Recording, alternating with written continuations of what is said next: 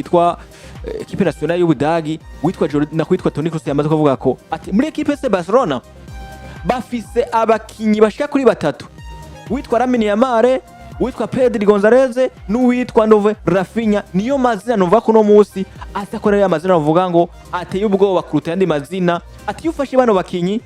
ariko gusaba bikorera gutera ikibazo gasanga equipe FC Barcelona ikiyasindwa ati no musi rukora equipe FC Barcelona ni equipe novuga ko no musi biba binikorera nayigora mu gihe bakweze ku 55 biragora ko shaka kuba banahindura umukenyero ngo wa mukeye ko rakinishamwe bagomwe kuri wa umukenyero nyine ati rero ko no musi equipe FC Barcelona irafise amahirwe yo gutwara igikombe cyane ari gati muga kuno musi turavye ingene kina turavye abakinyi ifise equipe FC Barcelona ishobora gusegurira mu gice cyanyuma icyakari cyanyuma demi finale cyangwa finale ati ushobora kuba tubona ko ishobora gutwara igikombe ati equipe yitwa FC Barcelona cya Champions League ati inyuma y'ibihumbi 2015 ati biko yagorana ni equipe niko Toni Kroos yavuze mu majambo novuga ngo Yuso aravuga ngo ino equipe yitwa FC Barcelona hari ibintu bine bimwe ritari karashikako ati kandi abakinyi bafise iba bakino vuga ngo baba batafise ubuhinga atamazina nzayoboye abandi bakinyi n'uwitwa Lamine Yamal Pedri Gonzalez n'uwitwa Raphinha novuga ati ibintu Toni Kroos yavuze je kubwanje mbona ko ari ibintu bigaragara binaboneka kandi kanatsinda uretse yuko Toni Kroos abivuze ni benshi bamaze imisi banabica ko banabivuganga ko n'ibinyamakuru bitandukanye ariko kandi FC Barcelona umwe mu migufise impano afise abakinyi bafise impano bafise abakinyi bazi gukina abakinyi bakina uburyo bwa tactique bwiza abakinyi ubona ko bakoresha ubwenge cyane mu gukina ariko hari utuntu tududetaye duto FC Barcelona ibuze kandi bikwiye gukoresha cyane mu mahiganwa nk'aya UEFA Champions League bitandukanye nuko yoza kubikina kuko muri make FC Barcelona ukuntu ikina La Liga uri kurumva ukuntu ikina La Liga ni kwigaruka igakina Champions League ubundi UEFA Champions League abagisiganwa ry'abagabo ntibabeshe kuko UEFA Champions League biragusaba yuko hari zindi nguvu utegezwa kuzana muri UEFA Champions League wongeramo muri zijya rusanzwe ukinisha muri nuze yawe muri muyiganwa usanzwe ukiniramo nimba wakina Ligue 1 garuka urabe muri Ligue 1 hamo Faras ukuntu Paris Saint-Germain ikina Ligue 1 niki muri UEFA Champions League usanga ari ibintu bitandukanye ukuntu Real Madrid ikina La Liga niko ikina Champions League ni ibintu bitandukanye rero biroshe cyane kumva ko FC Barcelona yotsinda Real Madrid muri La Liga ibatsinze yabafashe yabadominye muri vyose ariko biragoye kumva ko FC Barcelona yotsinda Real Madrid muri UEFA Champions League yabadominye muri vyose yego byoshika batsinda ariko apana kubatsinda yabadominye muri vyose niko uranyumva kuko hari nguvu bakoresha muri La Liga zitandukanye nizo baze bagakoresha muri UEFA Champions League kuko UEFA Champions League kugira utwara kino gikombe bigusaba ko ukora ugatsinda hafi nk'imigwi nka yose ibiri ku rutondo uzohura nayo ariko muri La Liga biragusaba ko ugatsinda ziriya do Madrid zi Atletico Club Bilbao zi Atletico do Madrid kuko zi Osasuna Real Barcano amakipe atandukanye za Levante n'izindi nguvu nyinshi zigusaba kuko nazo nyene ziba zaje gukina iryo higanwa atatagite gutwara igikombe zifise ziba zumva ngo zitegeza guhanganira nizikoroka icicaro ariko urumva gusumba uko zohanganira kuza gutwara ico gikombe rero novuga ati FC Barcelona barafise abakinyi beza nkaba nkuko Toni Kroos bavuze ba Lamine Yamal umwana ashobora kuza akagucengera abakinyi batatu canke bane agatuma bikorohera cyane kumva yuko uzo gatsinda ariko ofise na Pedri Gonzalez umwana ubona yuko aragerageza gukina ivyiwe aragerageza kwitanga ubushobozi bwiwe afise kugira ngo bikunde kwashikana imipira imbere abatsinda bashoboye gutsinda batsinde kugira ngo bikunde yuko atumva yuko we inyimba byashitse bagatsindwa ko intsinzwe itabaye iciye ku ruhande rwiwe ariko kandi FC Barcelona ifise n'abandi bakinyi ubona yuko baza gukina kura nyine bakine ariko urumva bariko barakina batakinira kuri ya tansite yo kumva ko bokwitangira umugo uno munsi muri FC Barcelona barafise Rafael Luis Diaz Beloli niwe mukinyi no museka aravugwa ngo cyane umva baramaze kubona akamaro kiyo ati iyo tukaba dufise Raphinha byari bigoye kumva ko Sevilla dutsinda nka kujya kuntu ego byari gushika dutsinda ariko apana ko dutsinda ngo dutsinze kuko twari kugaragaza yuko natwe twakoze ari gigo twatanze imbere kubera yuko Raphinha ni wa mukinyi yitanga ni wa mukinyi akora n'umutima wose wiwe ni wa mukinyi akora w'umukozi ariko ivyo bintu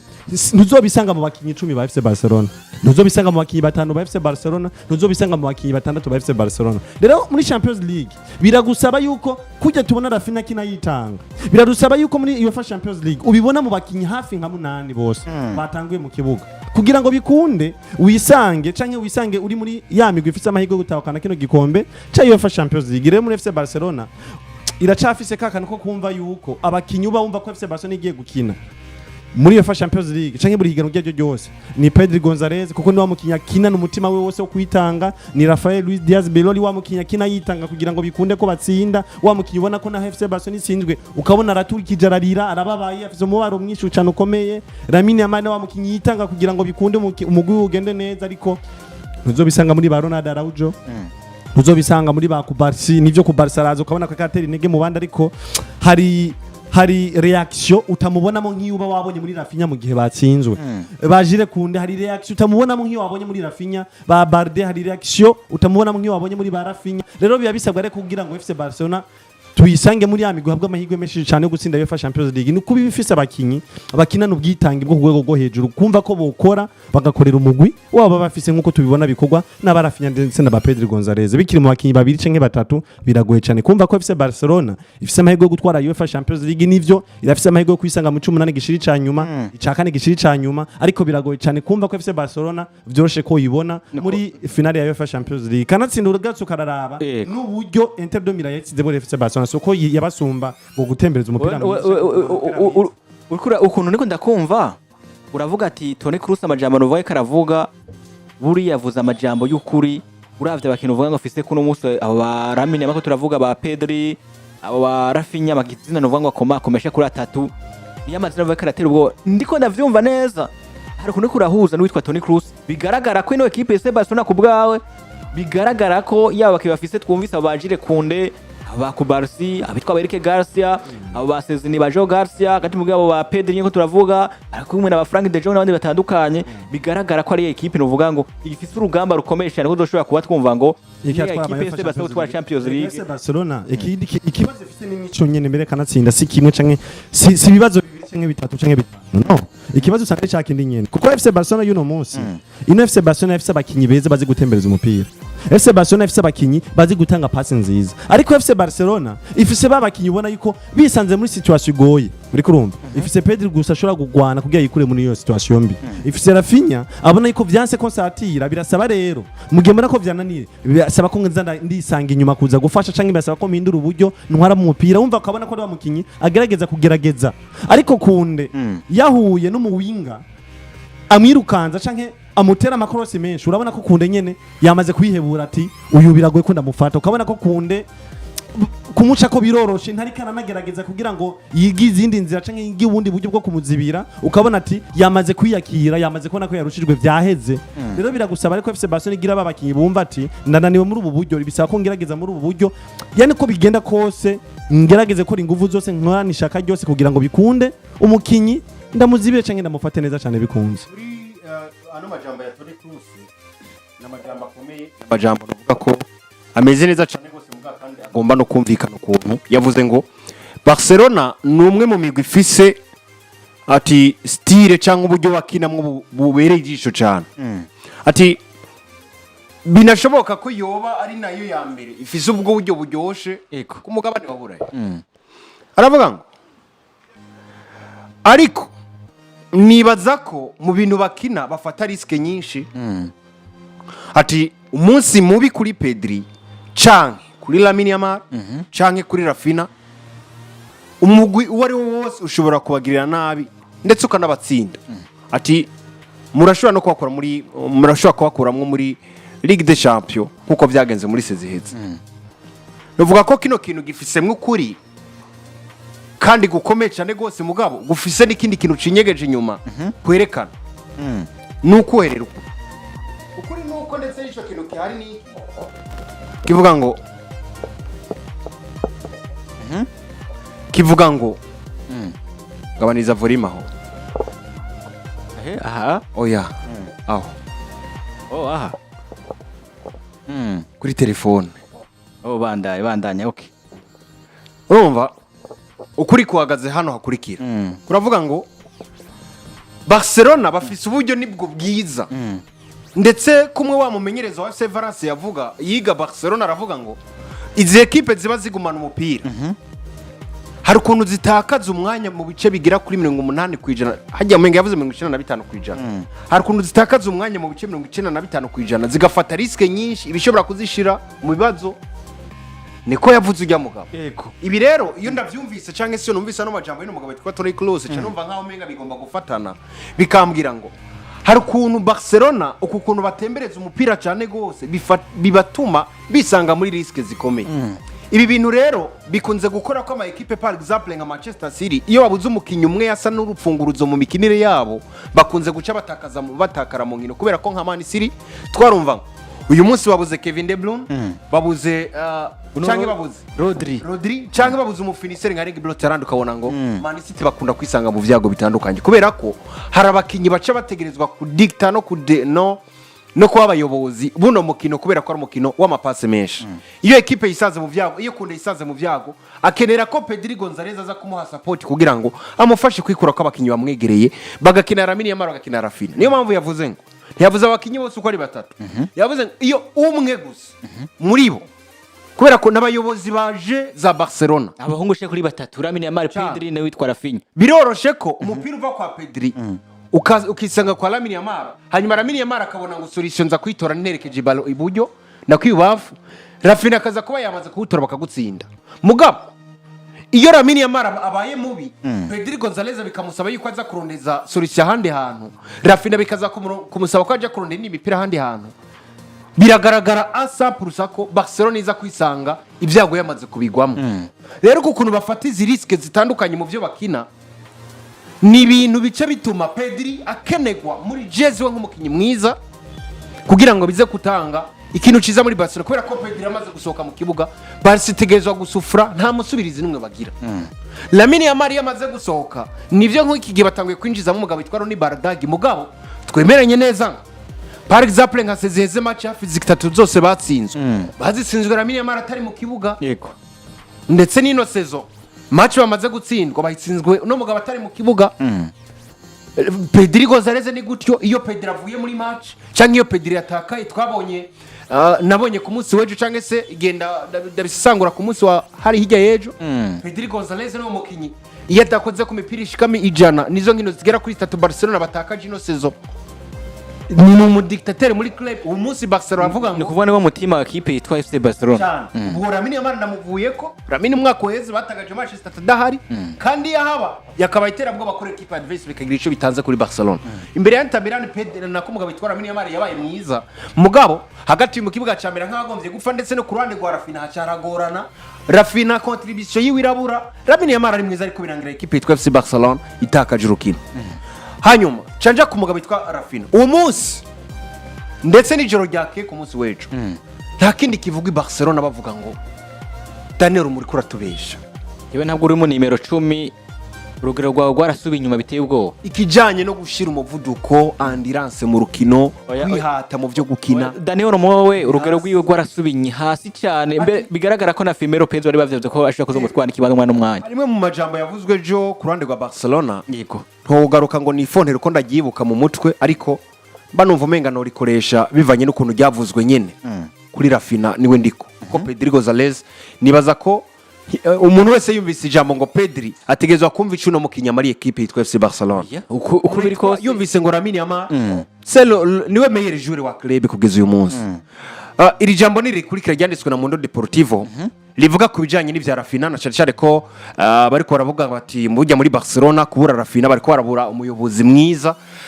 na cyane azana umuvuduko mu rukino agafasha umugwi yakoresheje ibitsino bye n'imipira ivamwe ibitsino cyane mu nkino nkuru babuze n'ingwanyi cyane bavuze mu ijambo rikurikira baravuga ngo muri staff ya Barcelona Mundo canditse staff ya Barcelona ikumbuye cyane Raphinha abegereye mu bwambariro bwa Barca baravuga ngo iyo yambaye igitambara biragaragara iyo Raphinha yambaye igitambara biragaragara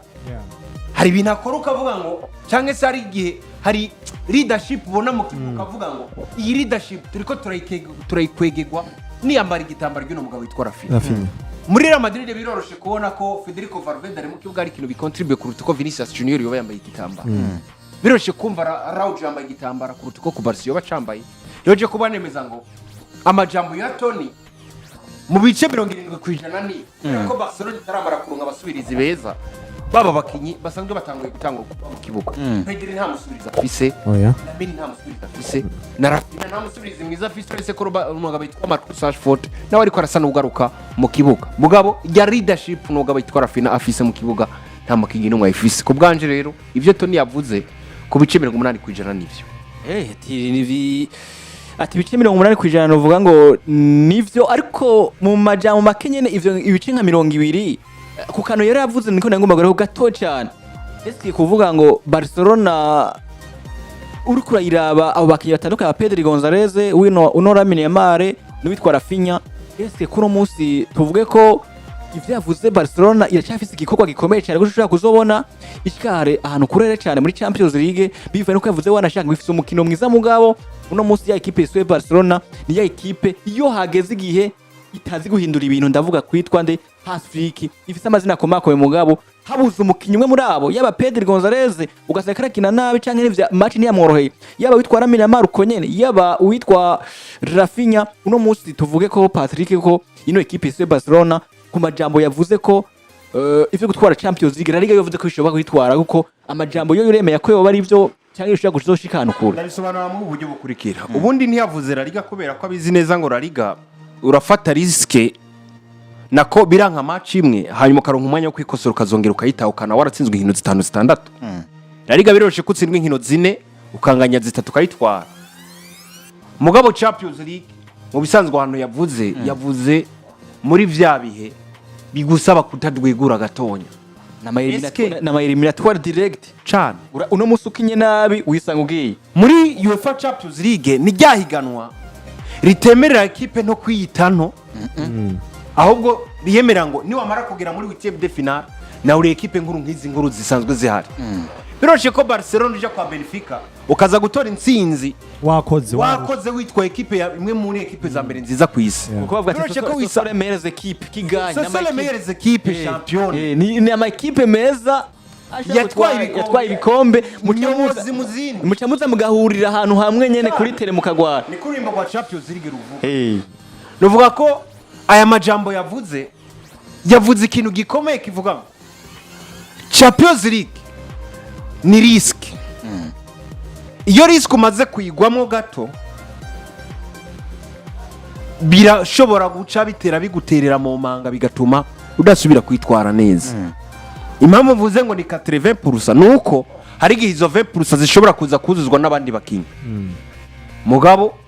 ku bice 80% nimba mbuze Pedri Gonzalez muri Barcelona eske nza kuzana umukinyi yitwa nde kugira ngo aze kumfasha kwikura ko Paris Saint-Germain kwikura ko basi na Aston Villa hoho byaranakoroheye yuko uvuga ati reka ntegure nisunze kote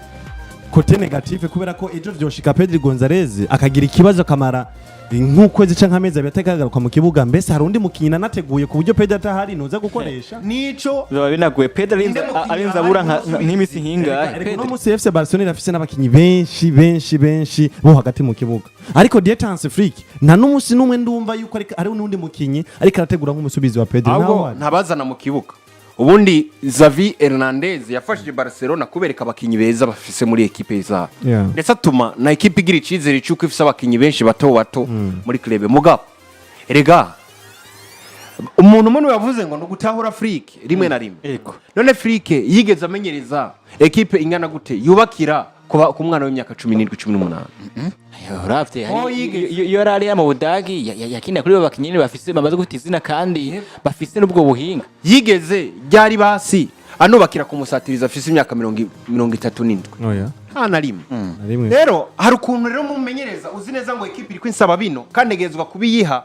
nico kintu mfana na equipe gusa ugerageza kwibanda ku bakinyi beza kugira ngo bagwe umusaruro mwiza uzi ndabireka ko Ancelotti ibintu yakina burya ka Ancelotti yaratwara igikombe yatsinzwe match na Barcelona agatsindwa na Atletico canke na Bilbao mugabo bikaza kurangira yatwaye igikombe nimiburi ugasanga zino equipe zibiri nimba yaratsinzemwo canke zitatu yaratsinzemwo match yatsinzemwo nka match imwe canke zibiri mu match zitandatu wabakinya rele tour kubera ko uyu mugabo yafata ya equipe nyene nziza n'imbere ya Ibara akaba ari yatanguza mu kibuga ubwo rero kwa Afrique nawe nyene namakenga ubwo Afrique arabizi neza ngo niruka muri Barcelona buriruka n'ugose kugira ngo ndarutsinde ni ntarutsinda barase baraza kumbaza nibimenyesha bakureza kumbaza ngo vyagenze gute uwo munsi canke se ni kangahe twumva Flick agisize abakinyi babiri hanze hanyuma akazana abashasha ekipe bigakubitwa kuva mu bafana kugeza ahe bakamwagiriza ngo Flick niwe ariko aratwicira ekipe. iyo biragoye Kandi Flick aramaze kubona ngo mfata risk imwe, iyo risk ikankuta shere. Mfata Raphinha nkamushira hanze ivyo bintu bikankora. Uwo munsi Barcelona ntibashobora kuja gusuma umukinyi bipfuza mwiza kubera ko batari bwo bagaciye kuri règle ya 1 par 1. Mugabo twemeranye neza ko Flick nyene tuvuga ko adafata izo riske, ari uwo mugabo yafasha kwicara Alejandro Balde imbere ya Inter Milan akazana umugabo yitwa Gerard Martin, nubwo benshi baciye bamusuzugura ngo yazanye Gerard Martin kuzana Balde kubera ko bidakunze gusa. Kandi iyo nazana Balde agasiganje Gerard Martin n'ubundi bari kumutuka bakavuga ngo gutuzana umukinya gwaye kugira ngo avunikire mu kibuga. Avuye mu mvune nta n'imisi haciye ucumuzana mu kibuga cyane. Abafana bo bafise ivyo bariko baravuga umwanya ari wose. Kubijanye n'umumenyereza hari ahantu aremerwa n'abantu bivanye n'amajambo bagira, ariko mugabo rimwe na rimwe nawe nyine tukamugaruka tukamubaza ko tukavuga ngo weho ku ruhande rwawe nta kintu wakabaye ukora kugira ngo ekipe yawe igire nziza. Flick ndamutahura ahantu hamwe havuga ngo Barca nta bintu bishashe yamuhaye bishobora kumutuma yumva nk'umumenyereza akwije vyose asabwa. None gasha eske abakinyi bo hagati nivyo mfise Fermini na Ormo nk'abakinyi baba senior baba nimero 10 ni nabo ofisi naho kagapit kadro oyakajya Pedro Fernandez bacavuga ngo muzane kuri nimero 10 ni mu nimero 8 bashobora muzana kuri nimero 10 namuzane kuri nimero 10 aze gusubira Pedri Gonzalez ha ninza na Marc Bernard bikanka. Eske urumva yuko bizopfa koroha? No kuvuga abakeneye basi n'imiburiburi agire match yifatira iyo match yetsindemo nk'ibitsindo bitatu hanyuma aho umwanya wo mwana atangure kwerekana icyo ashoboye na cyane muri ekipe nkuru. Pedro Fernandez umukinyi muto afise taye nto agifise byinshi byo kwiga. Flick ariko aragerageza ni buhoro bizoza mugabo si ibintu bice bishoka byihuta bifatirana ku kanya nyine. nuko kabisa bimeze kuri ekipe yitwa FC Barcelona witwa novuga ngo Toni Kroos avuga ati ino ekipe FC Barcelona ni ekipe novuga ngo igifite novuga ngo ibintu byo kwiga bivanye n'ingene ikina ati n'umuntu ekipe wanashaka ina neza mugabo uriko raba ekipe FC Barcelona ya ekipe novuga ngo ifite novuga ngo ibitandukanye bitari ko biragenda neza ndiza ko mwamaze kumva ibiko biravugwa nivyo Toni Kroos novuga ngo umukinyi wa kera wino ekipe yitwa Real de Madrid na ekipe ya Bayern Munich tizibage kandi nino ekipe y'Ubudagi yegekarakinamwo avuga kuri ino ekipe yitwa FC Barcelona. Ariko kandi tukiri muri ino ekipe yitwa FC Barcelona nyene karavuga makuru uvuga ngo atari make nuko novuga ngo ariko aragenda ko aravuga nuko witwa novuga ngo twarabivuze mu minsi yezo tuvuga ko ino ekipe FC Barcelona ikiragerageza kuba iraba amazina bavuga ati witwa ndavuga ngo Marcus Rashford n'umukino uvuga ngo bakuye muri ekipe yitwa Manchester United naho yerekeye muri ekipe yitwa Crystal Palace. Murabizi nuvuga ngo performance yari karerekana uvuga ngo statistique yari karerekana uvuga ngo afuye muri ekipe ya Aston Villa bamudana batika tugutize muri ekipe yitwa FC Barcelona turabe ingene vyogenda. Ariko mu buyobozi bw'ino ekipe ya FC Barcelona nyene harimo abatandukanye abayobozi tuyagiye bitwa badeko akavuga bati witwa navuga ngo witwa Marcus Rashford numukeye karekana ugero gwiwo gwiza cyane bivaye na statistique wanashaka karekana kuno munsi ati ico tukogwa ko kuno munsi koshobora kuba tugerageza uko Rashford no ushobora kuba yerekana ko ari wa mukino uvuga ngo yotegerezwa kuguma nga kandi mukabugura burundu hamaga dushaka kudufasha mu gihe binagaragara ko wanashaka afise na sezo bidahindutse statistique zirenga zitatu muri equipe ya Barcelona. Ati Rashford uko tumwiteze akarekana ugero gwiwo gwiza atishobora kuba tuzomutinyisha amasezerano akazogumayo. Houston no musi muri equipe ya Barcelona bikora vuga uko Rashford ashobora kuba yoshobora kuba novuga ngo ashobora kuba guma mu gihe twumvise kandi makuru karavuga uko witwa Ferran Torres nawe no mukino uvuga ngo equipe ya Barcelona nkuko Deco yamaze kwigaragara avuga ngo n'umukinta nimero 9 twifuza kuzogura undi nimero 9 uko witwa Ferran Torres ari wa mukino uvuga no munsi katwekana ugero gwiyo